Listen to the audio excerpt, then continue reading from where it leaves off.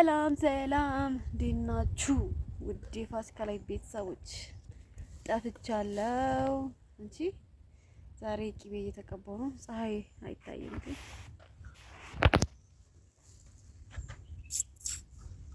እንግዲህ እዚህ አድርጋ እየቀባችኝ ነው። ቅቤ ትላላችሁ አላፈቃችሁም? ቅቤ ፀሐይ ላይ ሲሆን ይጨልማል ካሜራው እና ፀጉሬ ጠምቶታል።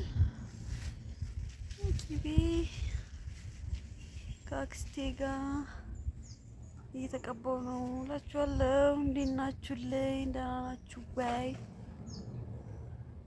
ፀጉሬ በስመ አብ ወልድ ደርቋል። ቁጥርጥር ተሰርቼ ሳልቀባው አሁን ግን እየተቀባሁት ነው። ቅቤ ደግሞ ይወዳል ፀጉሬ። ቅቤ የነካው ፀጉር በኢየሱስ ዞማ ነው የሚሆነው። ሌላ ነገር ትሪት ከማረገው ቅቤ ኢትዮጵያ ሰውን ቅቤ ስቀባ ያድጋል። very very beautiful hair, it has to be put butter. እንዴት ናችሁ? ደህና ናችሁ ወይ? ያለ ብርዱ ነው እንዴ ያስለበሰኝ። ይኸውላችሁ ብርድ ገብቷል። አሁን ብርድ ነው። አሁን ምን ላይ ነን? ግንቦት ስንት ነን? ግንቦት 19 ነን። ዛሬ ግንቦት 19 ነን።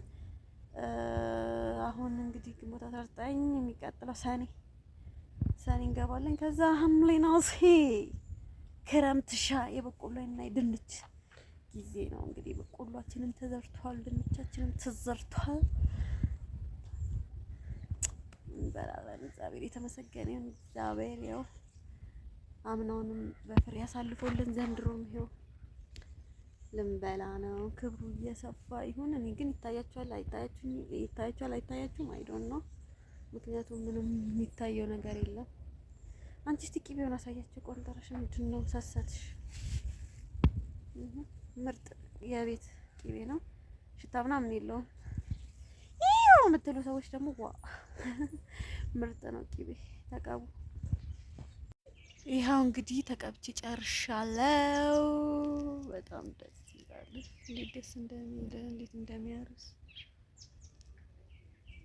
ከዛ እስከ ማታ እንደዚህ ካረኩት ከጠጣ ማታ ትጥብ ብላችሁ ቅባታችሁን ተቀብታችሁ ድር ስርት ብለቦታ።